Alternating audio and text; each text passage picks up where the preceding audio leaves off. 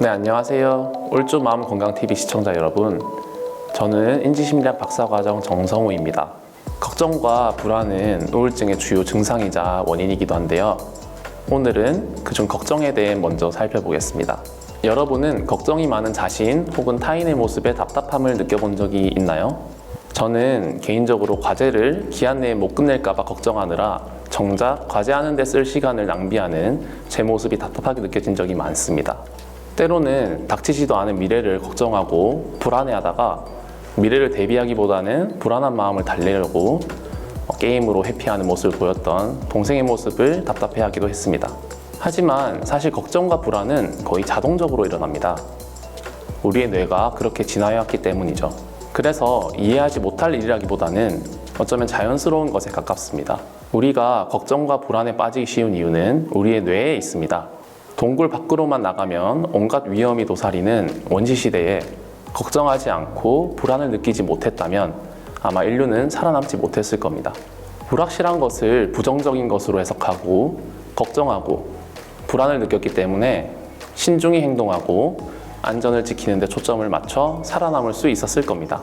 다만 문명이 발전하고 시스템이 갖춰진 현대에는 예전에 비해서 직접적으로 생존을 위협하는 상황이 많이 사라졌습니다.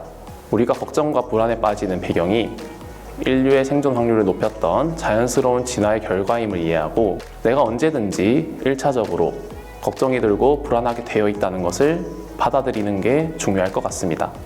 그렇게 걱정하고 불안해하고 있는 나를 알아차리고 이건 자동적으로 이렇게 프로그램 되어 있는 거야 라고 인식할 수 있다면 2차적으로 그래서 이제 어떻게 하면 이 하강나선에 개입할 수 있지? 라는 물음으로 문제 해결을 위한 신경회로에 시동을 걸 수 있습니다. 이제 걱정에 관여하는 뇌회로들을 좀 더 자세히 살펴보고 어떻게 하면 하강나선의 방향을 틀 수 있는지 살펴보겠습니다. 네, 사실 걱정은 계획을 세우고 문제를 해결하고 의사결정을 돕는 신경회로와 관련이 있습니다. 이때 생각하는 뇌인 전전두 피질과 느끼는 뇌인 변연계의 몇몇 부분이 연결되어 매개합니다. 먼저 전전두 피질과 변연계에 대해 잠깐 설명하겠습니다. 전전두 피질은 뇌의 가장 앞부분에 있어서 지어진 이름인데요. 가장 최근에 진화한 피질이며 다른 동물들에 비해 인간의 뇌에서 가장 큰 비율을 차지합니다. 기본적으로 생각을 담당하는 영역이고 계획회로와 의사결정회로의 중심을 차지하고 있습니다. 그래서 뇌의 CEO라고 할 수 있습니다. 여기서 충동이나 동기를 통제하는 역할도 하고요. 반면에 변연계는 감정을 담당하고 느끼는 영역입니다. 전전두 피질과 달리 뇌의 깊은 곳에 위치해 있고 아주 오래된 영역입니다. 심지어 1억 년 전 초기 포유류에게도 변연계가 있었다고 합니다. 주로 흥분, 공포, 불안, 기억, 욕망 등을 관장하고 있습니다. 이 두 영역은 하나의 네트워크를 이루어 서로 밀접하게 상호작용하기 때문에 전두 변연계라고도 부릅니다. 이 전두 변연계는 감정 상태를 조절합니다. 우울증도 전두 변연계의 상호작용 과정에 문제가 생긴 거라고 할 수 있습니다. 걱정이 계획, 문제 해결, 의사결정 회로와 관련이 있다고 말했는데요. 예를 들어서 체스 게임을 한다고 생각해 보겠습니다. 내 차례에 어떤 수를 두어야 할지 우리는 어떻게 알 수 있을까요? 먼저 전전두 피질은 체스판을 보며 시뮬레이션을 돌려봅니다. 내가 말을 옮겼을 때 상대가 어떤 말을 어디에 놓을지 미래에 일어날 수 있는 일을 머릿속으로 한번 그려보는 거죠. 이런 시뮬레이션을 통해 내 차례에는 어떤 수를 두는 게 좋을지 찾아보고 그리고 계획합니다. 동시에 전전두 피질의 안쪽 부분인 내측 전전두 피질은 이 과정을 변연계의 일부인 편도체와 연결하여 상호작용합니다. 그 결과로 우리는 내가 수를 두었을 때 어떤 느낌이 들지 미리 느껴볼 수 있습니다. 편도체가 그 느낌이 만족스러울 것 같다고 하면 아마 그 수를 두기로 결정할 겁니다.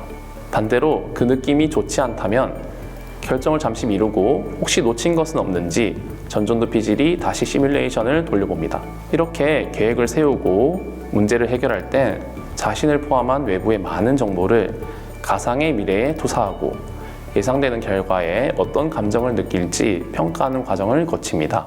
걱정도 계획과 같은 회로에 따라 유발되지만 부정적인 감정을 얼마나 더 많이 느끼고 처리하는지가 다릅니다. 특히 배내측 전전두 피질과 변연계의 전방 대상 피질의 활동, 즉 감정을 처리하는 회로인데요. 이 회로가 활발한 모습을 보입니다. 이렇게 걱정 회로에 들어서면 기분이 저조해지고 기분을 조절하는 데 힘을 쓰는 전두 변형계는 아무래도 계획, 문제 해결에 집중할 자원이 줄어듭니다. 이런 방식으로 걱정은 반복되고 기분이 좋아지기 점점 어려워지는 전형적인 하강나선에 빠지게 됩니다. 하강나선에 빠지기 전에 걱정을 멈추는 방법은 무엇이 있을까요? 앨릭스 코브가 소개하는 몇 가지 방법 중에 하나를 소개하겠습니다. 걱정을 멈추는 데 도움이 되는 간단한 방법 중 하나는 그럭저럭 적당히 결정하기입니다. 중요한 것은 최선의 결정을 잘 내리는 게 아니라 일단 뭐라도 결정하라고 권합니다. 확실한 것이 아니라 가능성, 즉 불확실성이 불안과 걱정을 일으키는 주범입니다. 선택지가 많을수록 걱정할 거리도 많아지고 모든 게 불확실할 때 편도체의 반응이 더 커집니다. 더 좋은 결정, 완벽한 결정이 아닌 가능한 빨리, 그럭저럭 적당한 결정을 해보세요. 원시 시대와 달리 현대에는 어떤 결정을 하든 생명의 위협과 아무 상관없는 문제들도 많습니다. 처음부터 어떤 결정을 해야 할지 막막하다면 작은 것부터 결정해보길 권합니다. 예를 들어 오늘 점심은 무엇을 먹을지 한번 결정해볼까요? 아니면 미뤄뒀던 책을 딱 5분만 읽기로 결정할 수도 있습니다. 또는 스쿼트 단 3개만 해보기로 결정할 수도 있고요. 이렇게 작은 목표를 메모지에 간단히 적어두고 완료했다면 표시해보는 것도 좋습니다.